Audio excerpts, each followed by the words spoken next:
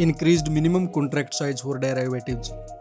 What changed? SEBI ने equity derivative के minimum contract size को 5 लाख रुपए से बढ़ाकर 7 लाख रुपए कर दिया है।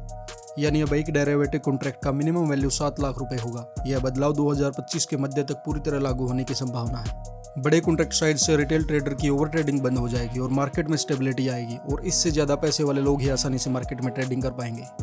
इम्पैक्ट: लार्ज कॉन्ट्रैक्ट साइज से मार्केट में रिटेलर कम हो जाएंगे, जिससे लिक्विडिटी में कमी आएगी और आपको ट्रेडिंग के लिए ज्यादा पैसे की जरूरत होगी। ज्यादा पैसे के कारण लेवरेज ट्रेडिंग स्ट्रेटेजी के ऊपर भी प्रभाव आएगा। ऑप्शन खरीदने के लिए बायर प्रीमियम पे करते हैं और सेलर मार्जिन पे करते हैं, जिनको एक्सचेंज डिसाइड करती है कि कितना प्रीमियम या मार्जिन लगेगा। इसलिए आपको कॉन्ट्रैक्ट कुछ हजार में मिल जाता है और अब आगे भी कॉन्ट्रैक्ट वैल्यू भले ही 15 या 20 लाख हो जाए, पर फिर भी आप कॉन्ट्रैक्ट वैल्यू के बजाय प्रीमियम और मार्जिन ही पे करेंगे।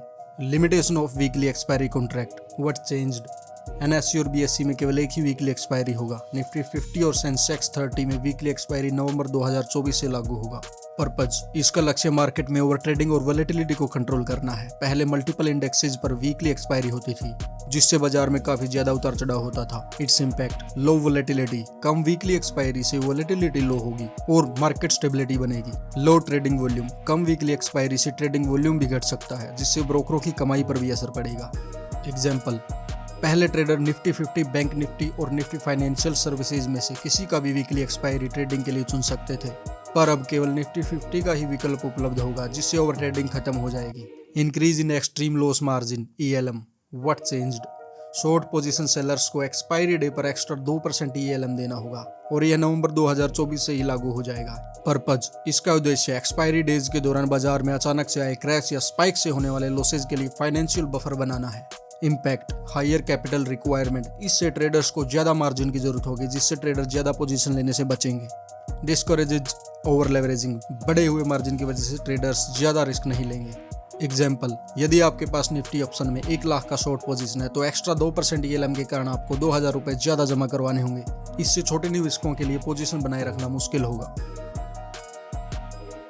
Removal of calendar spread margin benefit on expiry day. What changed?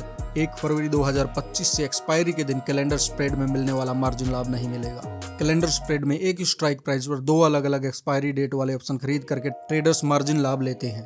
Purpose: इस बदलाव का उद्देश्य एक्सपायरी के दिन स्पेक्युलेटिव ट्रेडर्स और रोल ओवर, जो एक्सपायरी के दिन अपनी पोजीशंस को क्लोज करके नए एक्सपायरी वाले पोजीशंस लेते हैं, उनको कम करना है, जिससे बाजार में अनावश्यक उतार चढ़ाव न आए। Impact: increased margin requirement. अब ट्रेडर्स को शॉर्ट और लॉन्ग दोनों पोजीशंस के लिए पूरा मार्जिन जमा करवाना होगा।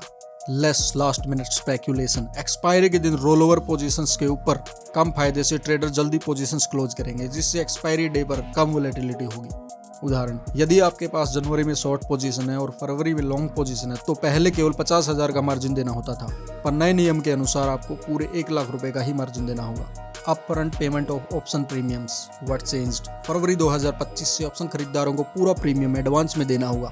पहले कुछ हिस्सा ब्रोकर की गारंटी पर होता था। पर्पज: इस नियम का उद्देश्य स्पेक्युलेटिव यानी कि अनुमान के आधार पर की जाने वाली ट्रेडिंग और हाई लेवरेज को कम करना है, जिससे रिटेल ट्रेडर्स का नुकसान घट जाएगा। Impact: reduced leverage for retail traders. अब निवेशक को पूरे प्रीमियम का भुगतान करना होगा, जिससे उसकी पोजीशन लेने की कैपेसिटी घट जाएगी। Lower risk of defaults. पूरा प्रीमियम की पेमेंट होने से डिफॉल्टिंग का जोखिम भी घट जाएगा। उदाहरण: यदि ऑप्शन प्रीमियम 10,000 रुपए है, तो पहले ट्रेडर केवल 5,000 एडवांस में देते थे, अब उन्हें पूरा 10,000 रुपए एडवांस में ही जमा करवाना होगा। Intraday monitoring of position limits. What changed? 1 अप्रैल 2025 से इंट्राडे पोजीशन लिमिट की मॉनिटरिंग पूरे दिन होगी। पहले इसे केवल दिन के अंत में एक बार चेक किया जाता था। इस बदलाव का लक्ष्य यह सुनिश्चित करना है कि ट्रेडर दिन भर अपनी पोजीशन लिमिट में रहे, जिससे बाजार में स्थिरता बनी रहेगी। Impact: active risk management. यदि ट्रेडर की पोजीशन लिमिट के ऊपर जाती है, तो उसे तुरंत कम करना होगा। Reduced excessive position buildup.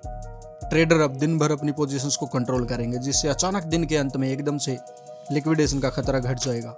उदाहरण: यदि ट्रेडर की पोजीशन लिमिट दिन के बीच में ज्यादा हो जाती है, तो उन्हें उसी समय अपनी पोजीशंस कम करनी होंगी। यह नियम अचानक के बड़े सेल ऑफ या वोलेटिलिटी को रोकने में मदद करेगा। Revised transaction charges and STT increases.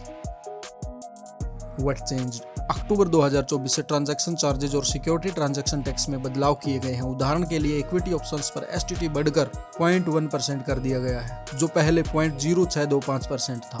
Purpose: high charges से अनावश्यक हाई फ्रीक्वेंसी स्पेक्युलेटिव ट्रेडिंग कम होगी, जिससे मार्केट अधिक स्थिर बनेगी।